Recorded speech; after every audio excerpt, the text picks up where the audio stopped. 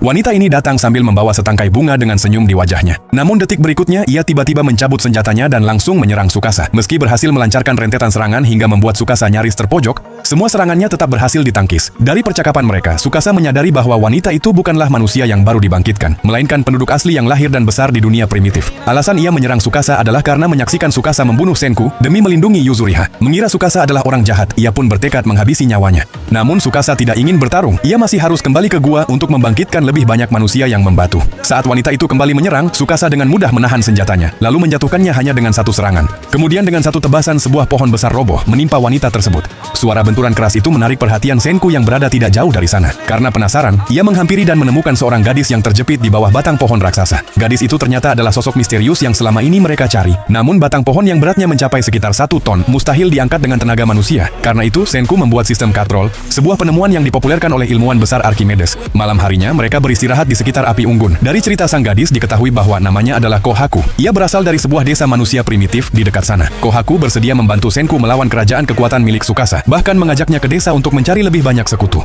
Keesokan paginya, Kohaku pergi ke pemandian air panas dan mengisi kendi dengan air hangat. Air itu dibawanya untuk sang kakak yang sejak kecil bertubuh lemah dan sering sakit. Karena itulah Kohaku setiap hari menempuh perjalanan jauh hanya untuk mengambil air hangat agar kakaknya bisa berendam. Namun di tengah perjalanan, luka Kohaku yang belum sembuh tiba-tiba kambuh.